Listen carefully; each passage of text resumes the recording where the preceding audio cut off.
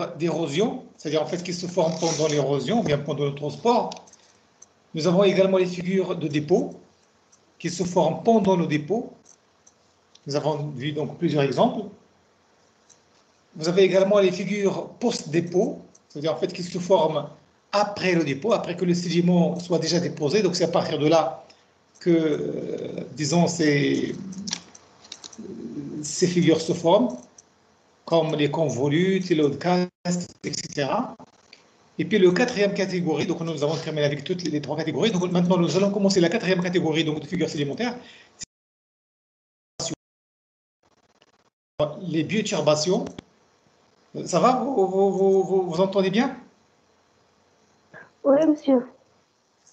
Bien, donc je disais en fait pour les bioturbations, donc comme le nom l'indique, bioturbations, c'est-à-dire en fait ce sont des perturbations qu'on va voir au niveau des sédiments suite à des organismes. Donc bio, donc turbation, ça veut dire en fait perturbation de sédiments, et bio par des organismes. D'accord? Donc la définition de bioturbation, ils correspondent à la perturbation des sédiments meubles suite à l'activité des organismes. D'accord?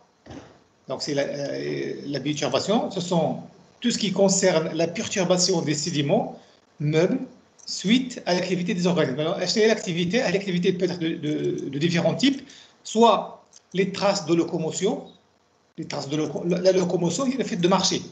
Les traces de locomotion, ça veut dire en fait ce sont les traces de pas des insectes ou bien des animaux.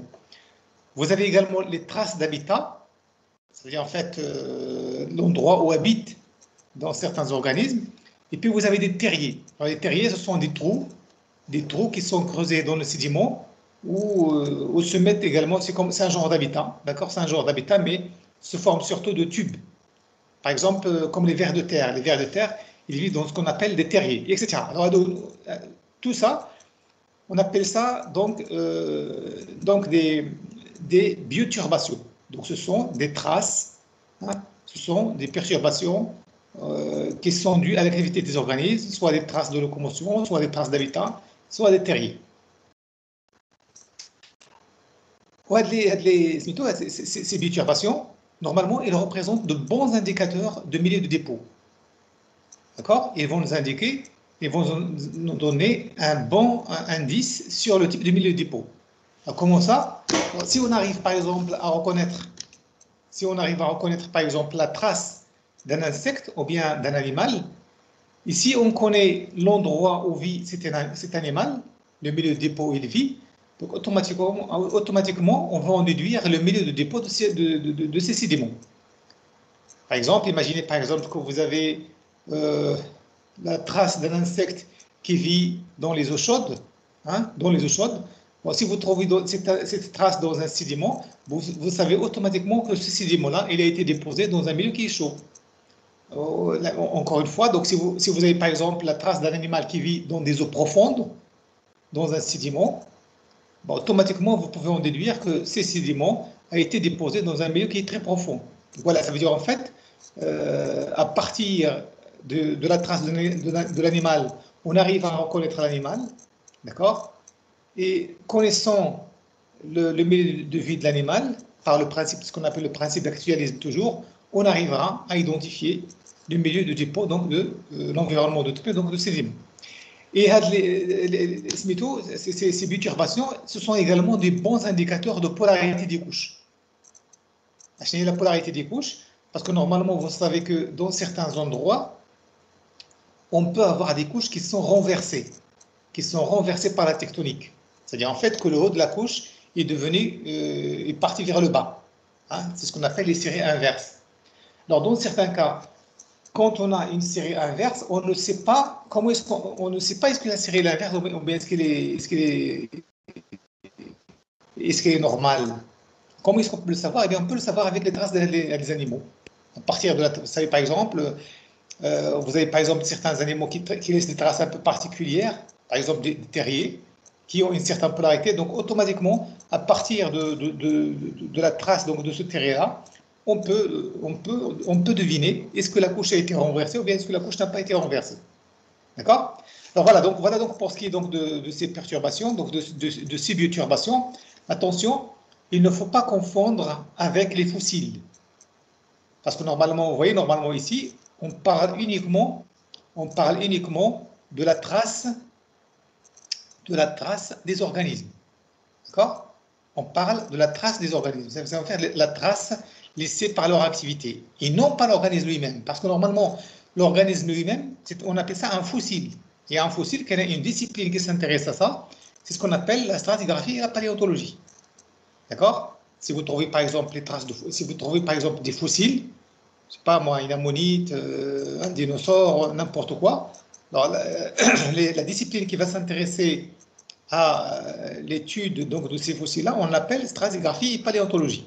Alors que nous, dans ce cas-là, on va s'intéresser uniquement à la trace laissée par les organismes, qu'on appelle donc les biturbations. Donc c'est un genre en fait de figures sédimentaires. Alors vous voyez par exemple ici les figures que vous avez ici, vous avez les figures. Vous avez par exemple ici, ici vous avez une trace actuelle qui est laissée sur du sable actuel. Donc, voilà, ici vous avez par exemple les pattes d'un canard, par exemple. Hein, vous avez les traces d'un canard. Vous voyez, normalement vous avez ici les doigts, disons les doigts qui sont palmés avec une palme. Vous voyez, on arrive directement à dire par exemple, si on connaît dans quel endroit vit le canard, automatiquement on peut dire que le sédiment s'est déposé dans cet endroit-là. Ici par exemple à droite, vous avez les traces par exemple, disons, de locomotion, par exemple, d'un type de ver de terre. Là, à partir de là, normalement, on peut également, si on arrive à reconnaître, disons, le ver de terre qui a laissé cette trace, et connaissant son milieu de vie, on peut deviner, si vous voulez, le milieu de dépôt de cette trace. Alors, d'autres exemples. Voilà, encore ici, en haut à gauche. En haut à gauche, vous avez par exemple ici un genre de terrier on appelle ça des thalassinoïdes. Les thalassinoïdes, bon, c'est un exemple, ça on va le voir si jamais on a l'occasion de faire la sortie dans la région des métanoïdes. On voit beaucoup d'organismes comme ça. Et ça, ce sont des vers en fait qui vivent dans un milieu peu profond. Donc normalement, quand on voit les traces d'organismes comme ça dans les sédiments, on sait automatiquement que le milieu est très peu profond. Alors ici, encore ici en haut à droite, vous avez également, on appelle ça des stromatolites. Hein, on appelle ça des stromatolites, ce sont la trace des organismes qui ressemblent à des champignons. Il a aussi la même chose qui vivent dans des eaux chaudes. D'accord? On a encore des organismes, par exemple des thalassémides actifs. Ce sont disons, de bons fossiles de faciès. Alors, je ne sais pas est-ce que vous connaissez la définition entre un fossile de faciès, ça vous l'avez étudié l'année dernière, ce qu'on appelle un fossile de faciès et un fossile stratigraphique. Alors, un fossile de faciès, en fait, c'est un fossile qui permet de nous indiquer le milieu de dépôt, l'environnement de dépôt. Ça veut dire, en fait, ce sont des fossiles qui ont une grande répartition verticale, qui vivent très longtemps, hein, des millions et des millions d'années, mais qui ont une répartition horizontale qui est très limitée. C'est-à-dire, en fait, on va les trouver uniquement, par exemple, dans des régions chaudes.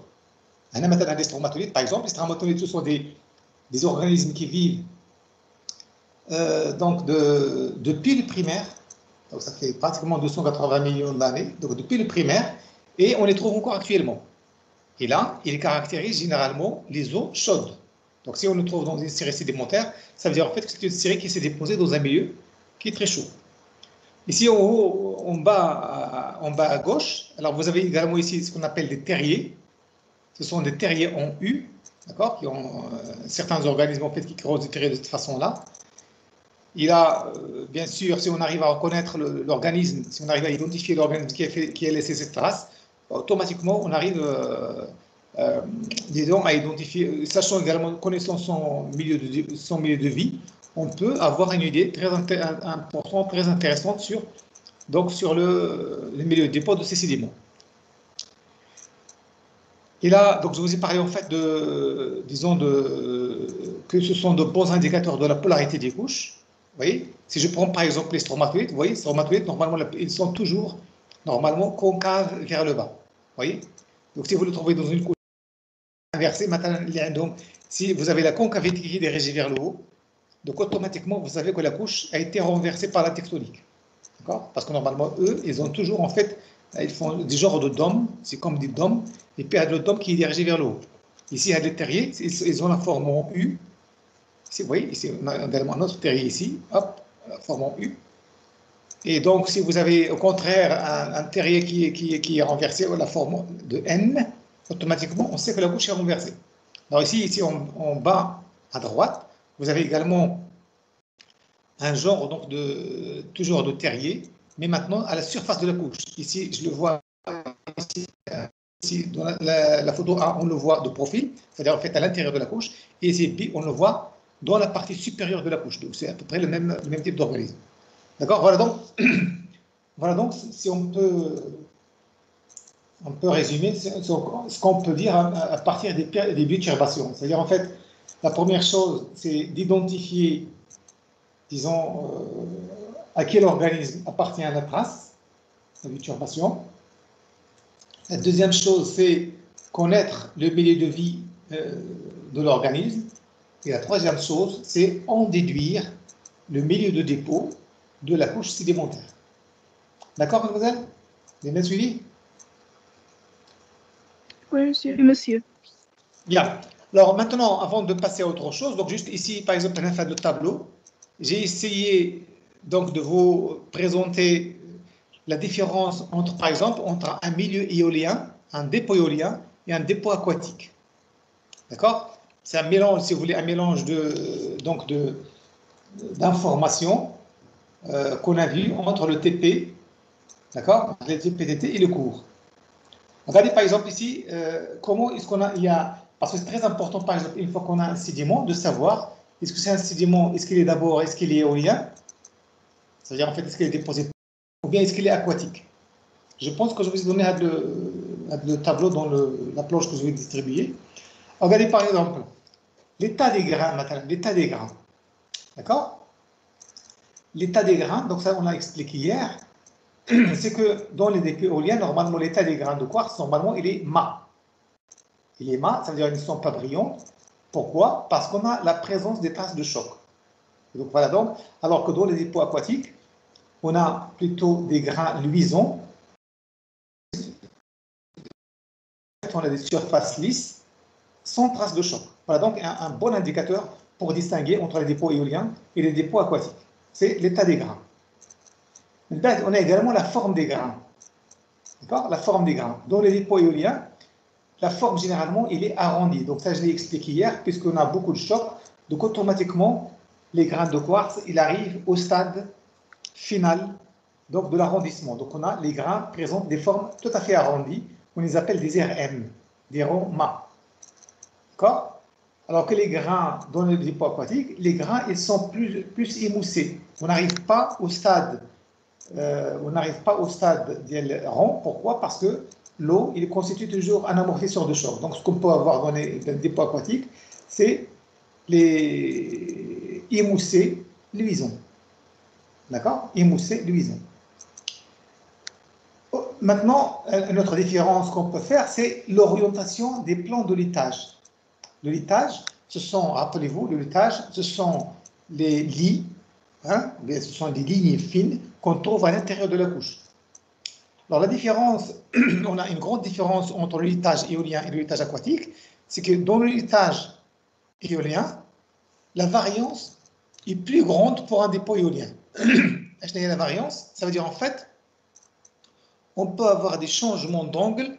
Rappelez-vous qu'on avait expliqué dans le cours qu'on peut avoir, disons, des laitages horizontaux, des laitages obliques et des laitages entrecroisés. Alors que la différence entre des dépôts éoliens et des dépôts aquatiques, c'est que la variance est plus grande pour un dépôt éolien. Ça veut dire en fait, si on a, disons, un laitage, la variance, ça veut dire en fait, pour un autre, on peut avoir une très grande variation. C'est-à-dire en fait, on va avoir par exemple l'étage oblique avec un angle de 10 degrés. Juste à côté, on va avoir un angle avec 20 degrés. Juste à côté, on va avoir un angle de 30 degrés, etc. Alors que dans le dépôt aquatique, la variance est plus faible pour le dépôt aquatique. La variance est plus faible. Ça veut dire en fait, si on a un étage oblique, ça va être en fait un étage oblique qui va présenter à peu près le même type de pondage, hein, pendant une grande distance ou bien une grande surface. D'accord? Vous voyez normalement la variance au niveau donc du type de l'étage. Nous avons également l'inclinaison de l'étage. L'inclinaison. Alors l'inclinaison, il est plus forte dans un dépôt au milieu aérien. Hein? C'est-à-dire en fait que l'angle, si on a par exemple un étage oblique, généralement le dépôt éolien, ils ont un pondage qui est très fort. Parce que les grains, normalement, il y a une cohérence entre les grains entre eux. Alors que normalement, quand disons, dans le dépôt aquatique, disons l'angle, hein, l'angle est plus faible. C'est-à-dire en fait, on peut avoir ici un étage oblique, par exemple, avec 5 degrés, 10 degrés, alors que dans le dépôt éolien, on peut avoir un étage oblique avec un angle qui peut aller jusqu'à 30, 40 ou même 50 degrés. D'accord? Donc, si vous voulez, une autre différence. Alors maintenant, autre chose, c'est au niveau des ripple marks, au niveau des rides. On a le rapport entre la longueur d'onde, hein, et la hauteur de la ride du courant. Vous savez, normalement, je vais peut-être vous faire un schéma.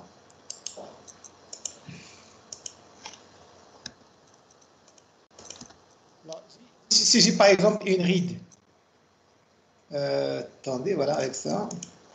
Si j'ai une ride par exemple, qui est comme ça. Enfin, je vais faire une ride dissymétrique.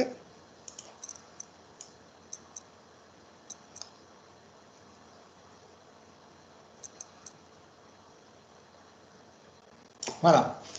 À ce niveau-là, donc vous avez ici de là jusqu'au là. Voilà ce qu'on appelle la longueur d'onde. Je vais appeler par exemple L.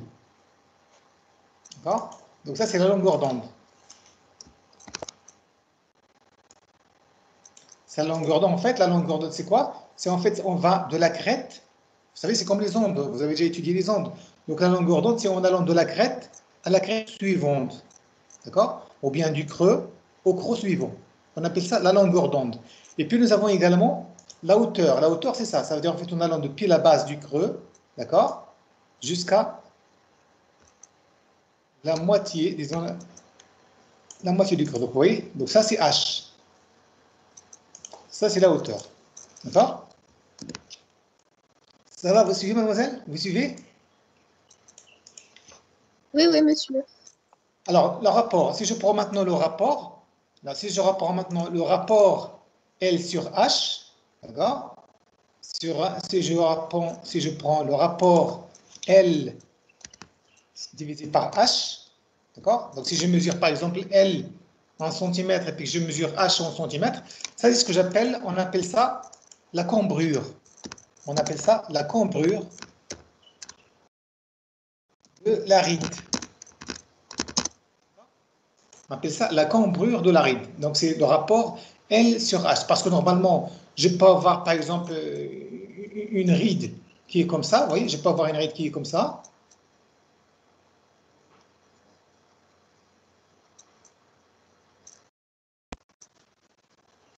Mais je peux avoir également une ride qui est comme ça, vous voyez.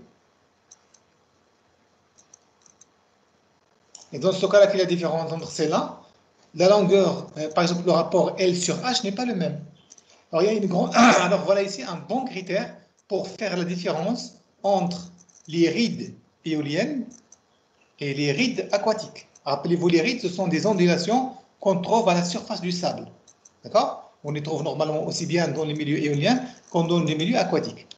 Alors, la différence, c'est que généralement, L sur H, hein, L sur H, dans les rides éoliens, il est très important. C'est-à-dire, en fait, ce sont des rides qui sont aplatis.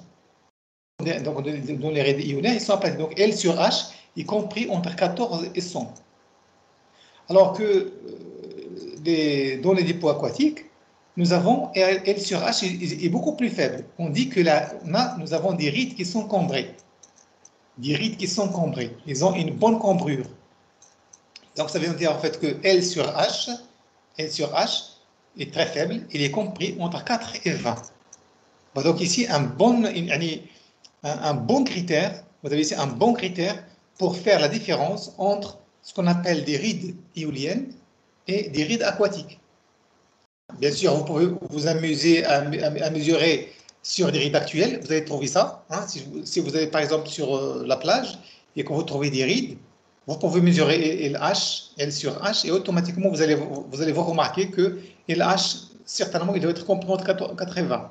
Alors que si vous allez dans les régions désertiques, c'est la même chose. Ça veut dire en fait que dans les régions désertiques, vous avez des rides qui sont aplaties. Hein, c'est-à-dire en fait, on a ce genre de rides-là, ils sont aplatis. D'accord? Alors que dans les milieux aquatiques, les rides, ils sont beaucoup plus cambrés. En fait, ils sont bombés. D'accord?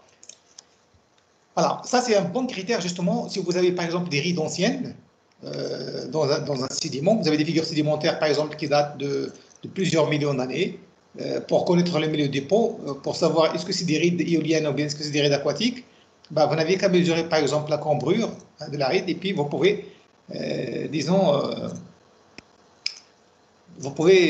déduire les milieux donc, de formation de ces sédiments-là. Et puis, enfin, vous avez également le type de fossiles ou bien de traces biologiques, c'est-à-dire en fait les biturbations, des traces de biturbation que vous observez dans votre, si dans votre sable, vous avez des traces d'organismes aériens, hein, des traces d'organismes aériens, par exemple des scarabées, ça peut être des scorpions, ça peut être n'importe quoi. Donc ça, vous pouvez dire, par exemple, c'est un dépôt éolien. Mais par contre, si vous avez des traces d'organismes aquatiques, donc là, vous pouvez dire, par exemple, c'est un dépôt qui est aquatique. D'accord? Bah donc, si vous voulez, disons, un petit tableau qui permet donc de faire la différence entre ce qu'on appelle les dépôts éoliens et les dépôts aquatiques. Alors maintenant, on va faire le deuxième tableau. Maintenant, vous voyez, normalement, parce que normalement, quand on dit dépôt aquatique, ça peut être soit, ça veut dire en fait, c'est un dépôt dans l'eau, mais ça peut être soit un dépôt fluviatile ou bien un dépôt marin. Alors, comment maintenant faire la différence entre un dépôt aquatique, pardon, un dépôt, disons, continental, fluviatile, et un dépôt marin? Alors là, vous voyez, nous avons également des critères, vous voyez, entre un dépôt marin et un dépôt fluviatile. Nous avons également des critères pour faire la différence à partir de la forme des grains. La forme des grains, généralement dans la plage, le sédiment est plus évolué. Les grains présentent des formes émoussées à subarrondies. Pourquoi? Parce que vous le savez, normalement, ça on l'a expliqué la dernière fois, que quand vous avez un sédiment qui résulte de la désagrégation de la roche-mère, de la fragmentation de la roche-mère, ce sédiment subit un transport dans le milieu fluviatile et vers la fin, il va arriver au niveau de la plage. Ça veut dire en fait que la plage, c'est le milieu, en fait, c'est un milieu pour aller depuis la roche-mère à la plage. Disons, quelquefois, le sédiment, il prend des centaines et des centaines de kilomètres. Donc, c'est pour ça que généralement, dans le milieu marin, les sédiments sont beaucoup plus évolués que dans des dépôts fluviatiles. Alors que les grains, dans les milieux fluviatiles, ils sont plus émoussés. C'est-à-dire, en fait, c'est des formes émoussées anguleuses, puisque tout simplement, le sable n'est pas très bien évolué. D'accord? Mais tous les deux, ils sont luisants. Hein? Un là, c'est luisant, un là, c'est luisant. Pourquoi? Parce que le transport, il est aquatique. Mais la différence entre le dépôt marin et les dépôts fluviatiles, c'est que généralement, dans le dépôt marin, les grains de quartz sont beaucoup plus évolués que dans le dépôt fluviatile. D'accord? Nous avons également la nature des rides. La nature des rides, généralement, dans les milieux marins, nous avons des rides qui sont symétriques. Hein? Rappelez-vous, nous avons vu ça la dernière fois. Pourquoi? Parce que généralement, dans les milieux marins, nous avons ce qu'on appelle des courants d'oscillation. Des courants, par exemple, qui vont dans un sens et puis qui retournent dans l'autre sens. Donc, ce qui fait que la ride elle est équilibrée. Donc, normalement, nous allons avoir en fait ce qu'on appelle des rides d'oscillation, hein, ou bien des rides symétriques. Alors que dans le dépôt fluviatile, nous avons ce qu'on appelle un ride qui est monodirectionnel. Un courant qui est monodirectionnel, donc automatiquement, il va vous donner des rides qui sont désymétriques. Des rides désymétriques, ça veut dire en fait un flanc court et un flanc long, et puis le flanc court, il indique toujours le sens du courant. Hein? Vous voyez, si je prends la photo, nous avons ici, nous avons un flanc court, un flanc long, d'accord, et un flanc court. Et généralement, le flanc court, il indique toujours le sens du courant. Ça veut dire en fait le sens du courant, il est comme ça. D'accord? Vous avez compris? Oui, monsieur. Oui, monsieur. Oui. Voilà. Alors que normalement, si j'ai une règle qui est symétrique, normalement, à partir de la règle symétrique, normalement, je ne peux pas déterminer le sens du courant. Hein? Je ne peux pas déterminer le sens du courant. Je peux déterminer ce qu'on appelle la direction du courant. J'ai la direction du courant, mais je ne peux pas déterminer le sens du courant. Mais à partir de la règle symétrique, normalement, je peux déterminer le sens du courant. Comment? C'est que le flanc court indique toujours le sens du courant. Et puis, nous avons également l'inclinaison de l'étage. Alors, l'inclinaison de l'étage, alors, vous voyez, normalement, tout à l'heure, nous avons parlé d'inclinaison de l'étage entre le dépôt éolien et le dépôt aquatique. Et là, nous avons également une différence, c'est que donc, généralement, l'inclinaison de l'étage, il est faible dans le dépôt marin, il est forte dans le dépôt fluviatile, mais il est encore plus forte dans le dépôt éolien. L'inclinaison de l'étage, il est de l'ordre de quelques degrés dans le dépôt marin, 2, 3, 4 jusqu'à 5 degrés. Il est de quelques dizaines de degrés dans le dépôt fluviatile, 10 jusqu'à 20. Hein. Et puis dans le milieu éolien, il peut être carrément jusqu'à 30, 40, 50, etc. D'accord? Et puis enfin également un autre pour déterminer les dépôts marins et les dépôts fluviatiles, ben, c'est toujours les biturbations. Hein, les types de fossiles et de traces biologiques observés. Généralement, dans le dépôt marin, nous allons observer des organismes marins. Et puis, donc, dans le dépôt fluviatile, nous allons plutôt observer des organismes qui sont continentaux. Parce que nous avons des espèces qui vivent dans des eaux douces, le milieu de rivière, nous avons d'autres espèces qui vivent dans des milieux marins.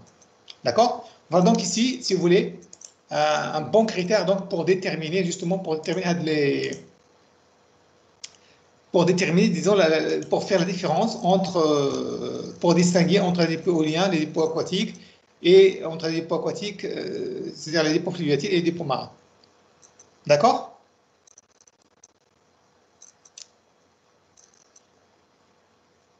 Est-ce que vous avez compris jusqu'à maintenant? Oui?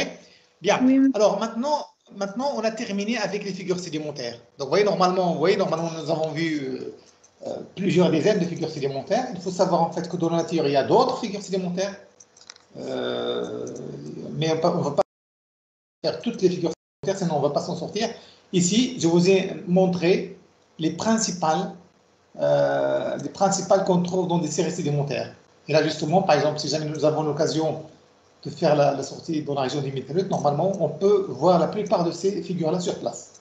D'accord? Et puis, bien sûr, on va faire des applications sur place. Et alors maintenant, à partir de ça, normalement, nous avons un problème. Alors, quel est le problème normalement qui fait... Alors maintenant, on va sortir des figures sédimentaires pour voir en fait... Alors, rappelez-vous, les figures sédimentaires, c'est quoi leur objectif? L'objectif des figures sédimentaires, c'est de pouvoir déterminer ce qu'on appelle le faciès sédimentaire dans le but de reconstituer l'environnement de dépôt. Donc, on va étudier les figures sédimentaires pour faire ce qu'on appelle des reconstitutions de milieux de dépôt. D'accord? Mais ce qu'il ne faut pas oublier, c'est qu'il y a un problème. C'est que généralement, la nature et la géométrie des structures sédimentaires qui sont formées pendant la sédimentation, nous avons vu que les figures de sédimentation peuvent se former soit pendant l'érosion, soit pendant le dépôt, soit pendant la période post-dépôt, ou bien suite aux biturbations. D'accord? Il ne faut pas oublier que normalement, une fois que le sédiment est déposé, il va subir ce qu'on appelle la diagenèse. Il va subir une diagenèse. Ça veut dire en fait, une fois que le sédiment s'est déposé, nous allons avoir une accumulation de sédiments dans sa partie supérieure. C'est ce qu'on appelle ça l'enfouissement. L'enfouissement, vous savez que ça veut dire l'enfouissement? Oui, monsieur. Oui. Oui, monsieur. L'enfouissement, c'est le fait en fait d'enfouir quelque chose. Hein? Enfuir quelque chose, par exemple, ça veut dire en fait enfuir quelque chose sous la terre. Ça veut dire lui creuser et puis l'enfouir. Alors normalement, l'enfouissement, c'est comme vous avez par exemple, une fois que vous avez votre sédiment qui s'est déposé, il va être enfoui. Nous avons un problème donc d'enfouissement, il va être enfoui par d'autres couches sédimentaires qui sont beaucoup plus récentes. Alors maintenant, si je prends par exemple une couche X, pendant le dépôt, il va avoir une certaine forme. Mais pendant quelques années, ou bien quelques dizaines d'années, une fois que le sédiment, beaucoup de sédiments sont accumulés suite à l'enfouissement, et bien, dès que la figure sédimentaire est X, et bien, il va changer de forme. Pourquoi? Parce qu'il va être écrasé. C'est suite à la diagenèse.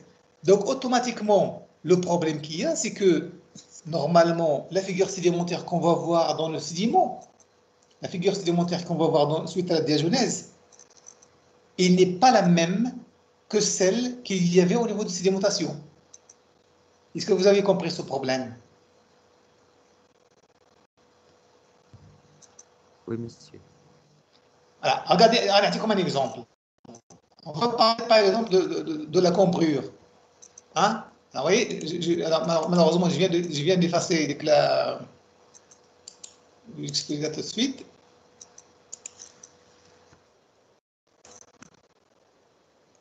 J'ai par exemple une figure sédimentaire, par exemple une ride